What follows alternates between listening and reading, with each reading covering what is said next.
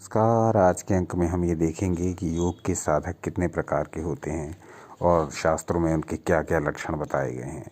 इसके भाग एक में, इसी सीरीज के भाग एक में हमने आपको मृदु और मध्यम साधकों के लक्षण बताए।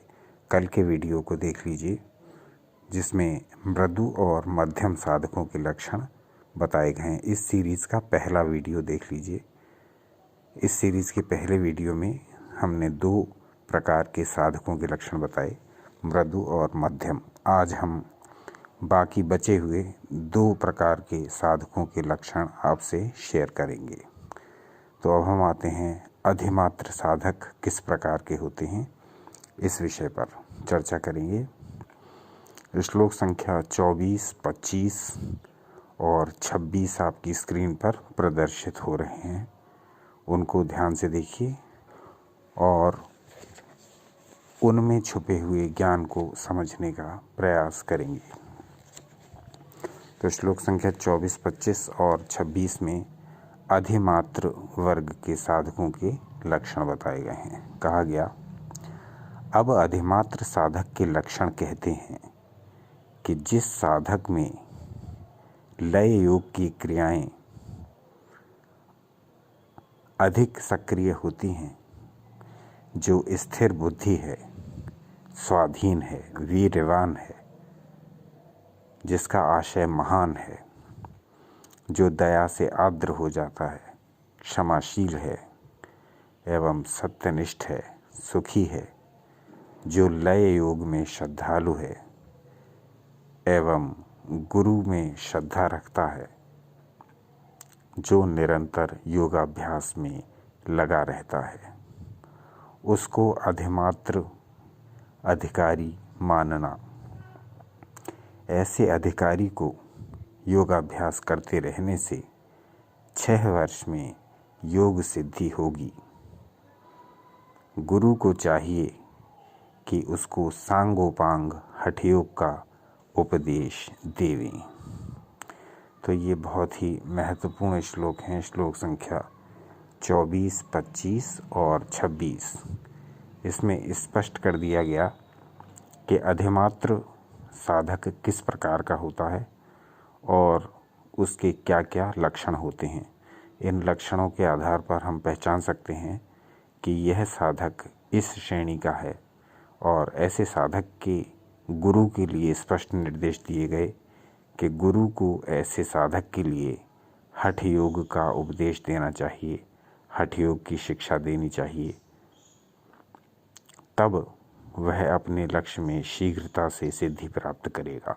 उसको योग की सिद्धि शीघ्रता से होगी और कहा गया है कि लगभग 6 वर्ष में उसको योग सिद्ध हो जाएगा।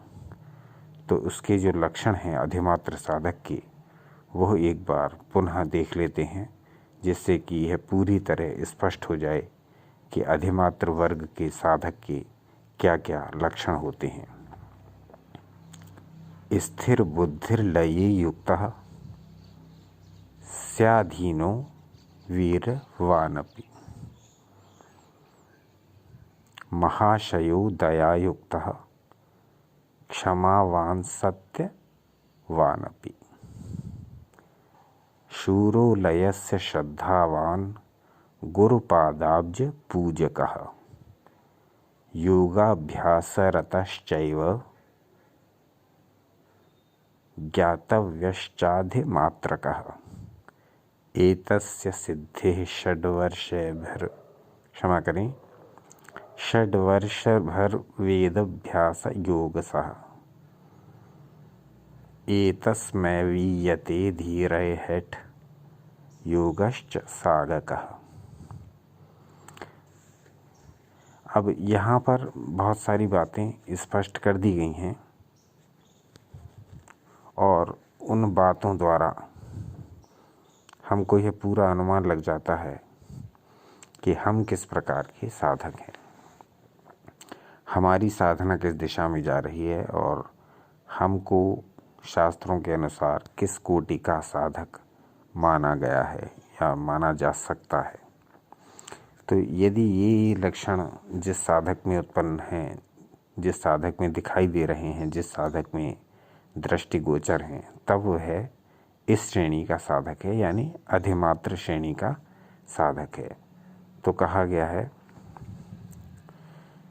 कि जिस साधक में लय योग की क्रियाएं स्पष्ट दिखाई देती हैं, जिसकी बुद्धि स्थिर है, जो स्वाधीन है, जो वीर्यवान है, जिसका आशय महान है, जो दयाद्र है, यानी दया से आप्लावित हो जाता है, जिसके मन में दया का भाव रहता है, जो क्षमाशील है, जो सत्यनिष्ठ है, सुखी है, जो लय योग में श्रद्धा रखता है एवं गुरुओं का पूजक है, यानी गुरु वचनों में श्रद्धा रखता है, जो निरंतर योगाभ्यास में लगा रहता है, उसको अधिमात्र अधिकारी जानना चाहिए।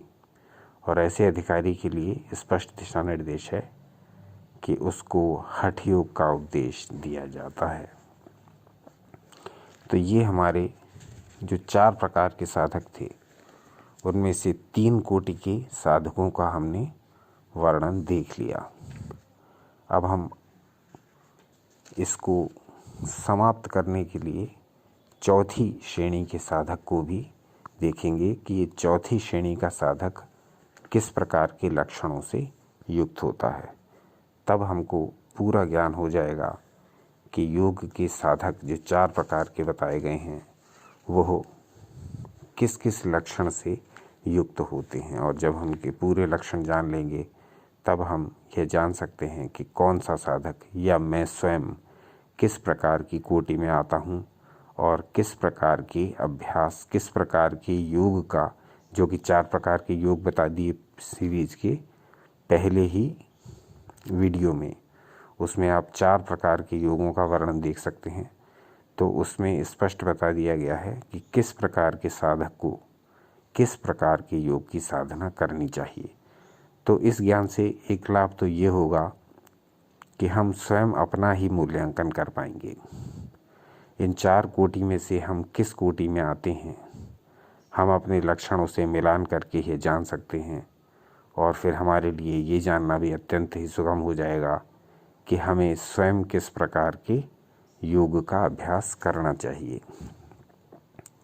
तो अब आते हैं श्लोक संख्या 27, 28, 29, 30, 31 और 32 पर।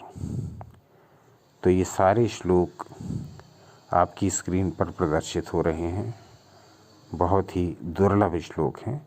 आप चाहें तो इनको नोट करके रखिए फर्दर रेफरेंस के लिए। आगे ही है आपके ज्ञानवर्धन में, आगे ही है आपकी योग जिज्ञासा में बहुत काम आएंगे। तो इन श्लोकों को चाहें तो नोट करके अपने पास अलग से रख सकते हैं। अब हम इन श्लोकों में छुपे अर्थों का भावार्थ, अर्थों में छुपे भाव आपके समक्ष रखने का प्रयास करते हैं। तो देखते हैं कि अब चौथे प्रकार के साधक यानी अधिमात्रतम साधक के लक्षण क्या हैं और उसके बारे में शास्त्र क्या कहते हैं। यह अधिमात्रतम साधक किस प्रकार का होता है और किन लक्षणों से युक्त होता है। तो कहा गया, अब अधिमात्रतम साधक के लक्षण कहते हैं कि जो साधक महावीर्यवान, उत्साही, मनोज्ञ, शौर्यवान, शास्त्रज्ञ यानी शास्त्रों का जानने वाला, अभ्यास परायण यानी अभ्यास में रत रहता हो, योग अभ्यास में जो निरंतर लगा रहता हो, ऐसे व्यक्ति के लिए कहा जाता है अभ्यास परायण। मोह शून्य, निराकुल यानी आकुल ना होता हो, जल्दबाजी ना हो, किसी कार्य को करने में अत्यंत उत्सुक ना हो जाता हो। उत्सुक का अर्थ ही अत्यंत ही शीघ्रता से किसी कार्य को उद्विग्नता से ना करता हो, यानी कार्य तो करता हो परंतु उसको पूरी समझबूझ के साथ। आगे कहा गया, नव यौवन संपन्न, मिताहारी, कम भोजन करने वाला। मित आहार यानी कम भोजन करने वाला। जितेंद्रिय, इंद्रियों को जीतने वाला। निर्भीक यानी जो निडर हो और जिसमें डर का अंश भी ना हो, जो निर्भय हो। पवित्र कार्य दक्ष यानी जो पवित्र कार्यों को करने में रुचि लेने वाला हो और उनको भलीपूर्वक संपन्न करने वाला भी हो, उसके लिए कहा गया पवित्र कार्य दक्ष। फिर कहा गया दाता, देने वाला, दानी। सब जन का आधार, सब विषयों का अधिकारी। स्थिर मति, जिसकी मति स्थिर रहती हो, चंचलता का जिसमें अभाव हो, जो एक पल में कुछ और दूसरे पल में कुछ मंसूबे बनाता हो, इस प्रकार का व्यक्ति ये नहीं होता। ये स्थिर बुद्धि होता है, इसकी बुद्धि स्थिर होती है और यह जिस लक्ष्य को पाना चाहता है उसके प्रति पूर्णतः समर्पित होता है। आगे कहा गया धीमान,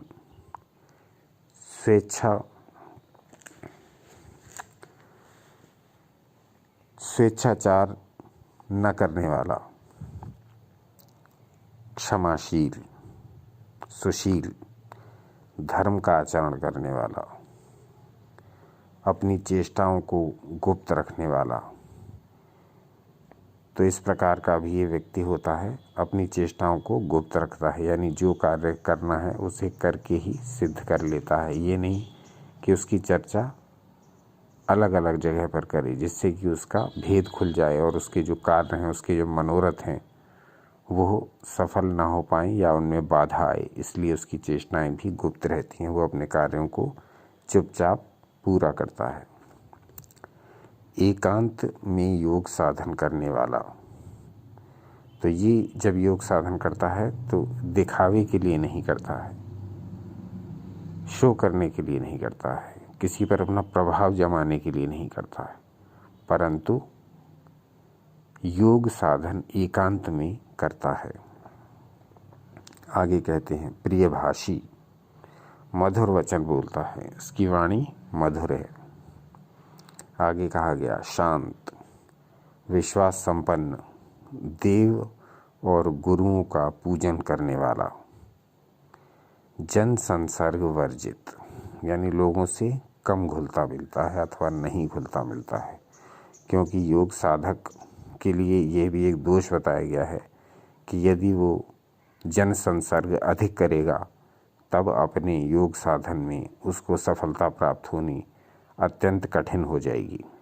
तो जन संसर्ग का परित्याग भी एक योग की सिद्धि में सहायक बताया गया है। तो इसलिए कहा गया है यहाँ पर कि ये जन संसर्ग से ऐसा व्यक्ति दूर रहता है। महाव्याधिहीन, निरोगी होता है, रोगों से दूर दूर तक का वास्ता नहीं होता, विभिन्न प्रकार के रोगों से पीड़ित नहीं करते। और व्रतज्ञ यानी जो व्रत ले लेता हो उसे पूरा करने की सामर्थ्य रखता हो, जो संकल्प ले लेता हो उसको पूरा करने का मादा रखता हो, उसको पूरा करने की क्षमता रखता हो, कैपेसिटी उसके भीतर हो। तो इस प्रकार के व्यक्ति को कहा गया व्रतज्ञ। तो इस जो इतने सारे ये जो गुण हैं, ये जो लक्षण हैं, ये जो क्वालिटीज़ बताई गई हैं, ये किसकी हैं? ये हैं जिस साधक की, उसको कहते हैं अधिमात्रतम। ये चौथे नंबर यानी कि सबसे विशिष्ट, चौथे नंबर पर सबसे विशिष्ट साधक माना गया है और इस साधक को अति उत्तम माना गया है। तो इसको कहते हैं हम अधिमात्रतम साधक, अधिमात्रतम साधक। इससे पहले के जो 3 साधकों का वर्णन हमने किया, आपके साथ शेयर किया, उसमें इस प्रकार का साधक सबसे उत्तम श्रेणी का माना गया है, यानी अधिमात्रतम साधक। तो कहा गया वो सभी प्रकार के योग साधन में समर्थ होता है। ऐसे साधक को 3 वर्ष में योग सिद्धि का लाभ होता है। इसमें कोई संदेह नहीं है, ऐसा साधक सभी प्रकार के योग का अधिकारी है। इसमें विचारने की कोई बात ही नहीं है। इसके लिए राजयोग सर्वोत्तम है। तो इन श्लोकों में जो जानकारी हमें दी गई वो आपके समक्ष प्रस्तुत की, आपके समक्ष शेयर की, और अब हमें पूरी आशा है कि ये जो 2 वीडियो हैं, एक वीडियो कल का यानी कि इस सीरीज़ का पहला भाग वो आपने अवश्य देखा होगा, नहीं देखा हो तो उसको पूरा देखें। उसको देखने के बाद आपको समझ में आ जाएगा कि योग के क्या क्या 4 भाग हैं हमारे शास्त्रों के अनुसार, और योग साधकों के क्या क्या 4 भाग हैं हमारे शास्त्रों के अनुसार। तो किस प्रकार का योग किस प्रकार के साधक के लिए उचित रहता है, यह भी इन 2 वीडियोस से आपको पता लग गया होगा। तो दोनों वीडियोस एक दूसरे से संबद्ध हैं, एक दूसरे से कनेक्टेड हैं।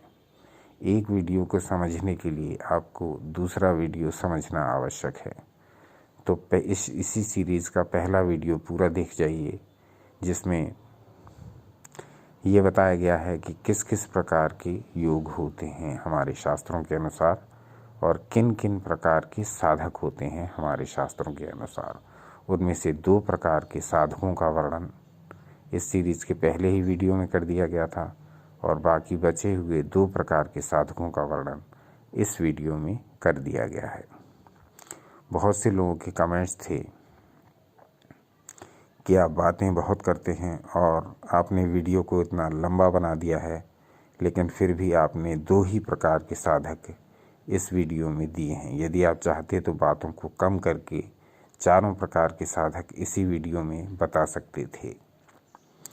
तो उनसे मेरा नम्रतापूर्वक ये निवेदन है कि मैं अपने वीडियोस किसी प्रकार की प्लानिंग से नहीं तैयार करता हूँ। मैं किसी प्रकार की शो ऑफ के लिए या किसी श्रोता या दर्शक को प्रभावित करने के लिए अपना कोई भी वीडियो नहीं बनाता हूँ। मैं चाहता तो 4 प्रकार के साधकों को एक ही वीडियो में बता सकता था, परंतु मुझे बहुत सारी बातें आपके साथ शेयर भी करनी होती हैं, और जब तक मैं उनको आपके साथ शेयर नहीं करता हूँ मैं आगे नहीं बढ़ पाता हूँ। मैं ऐसा नहीं कर पाता हूँ कि आपको प्रभावित करने के लिए तेज़ी से बोलता जाऊँ, और जैसा कि बहुत सारे यूट्यूबर्स बताते हैं कि वैल्यू ऐड करता जाऊँ और बहुत तेज़ी से अपनी बातों को संक्षेप में प्रस्तुत करता जाऊँ, जिससे कि अधिक से अधिक व्यूज़ आएँ।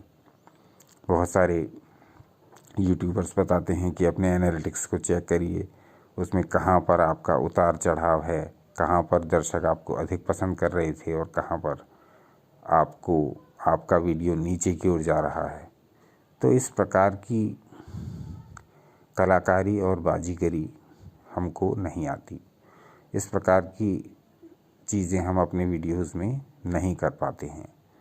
तो हम पूरा वीडियो जब बनाते हैं तो स्वांतः सुखाय के लिए, यानी केवल अपने सुख के लिए बनाते हैं। ये अलग बात है कि उसमें से जो भी कोई सामग्री आपको पसंद आ जाती है तो आप कमेंट्स करके बता देते हैं, और स्वयं से ही लाइक, शेयर और सब्सक्राइब भी कर देते हैं, स्वयं से देखते भी हैं। हम अपने वीडियोस में कभी भी लाइक, शेयर और सब्सक्रिप्शन के लिए नहीं बोलते हैं, ये सब आप स्वयं ही करते हैं। हम किसी भी वीडियो में ये सब नहीं करते हैं, लेकिन फिर भी आपके सहयोग, आपके मार्गदर्शन और आपका ये स्नेह और प्रेम ही है कि आप स्वयं ही वीडियो पूरा देखते भी हैं, उसको लाइक भी करते हैं, उसको शेयर भी करते हैं और चैनल को सब्सक्राइब भी करते हैं।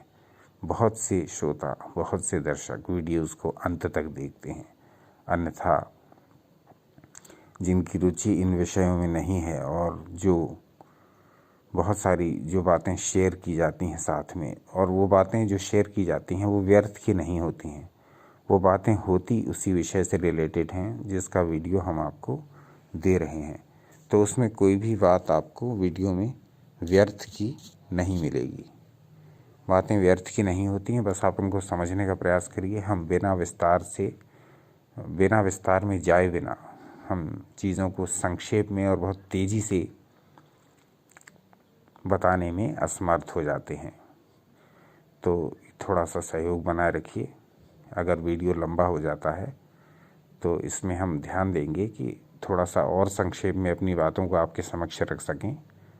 अन्यथा हम प्रयास यही करते हैं कि आपके पास बहुत दुर्लभ जानकारी पहुंच जाए और मूल जो शास्त्र हैं वहाँ से आपको जेन्युइन जानकारी, बिल्कुल ठोस और बिल्कुल सच्ची जानकारी आप तक पहुँचे, बस यही प्रयास रहता है। बाकी बोलने में निपुणता नहीं है और चीज़ों को संक्षेप में क्लैरिफाई करने की भी योग्यता नहीं है।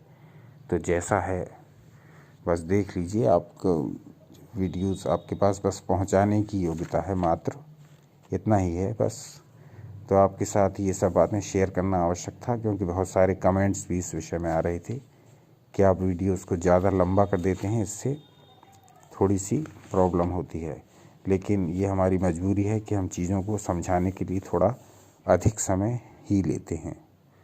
जैसा भी हो, वीडियोस देखते रहिए। आपका अपना यू एंड योगा और अपना प्रेम सहयोग मार्गदर्शन इसने इसी प्रकार से निरंतर बनाए रखिए। अपना अनमोल समय हमें देने के लिए बहुत बहुत धन्यवाद।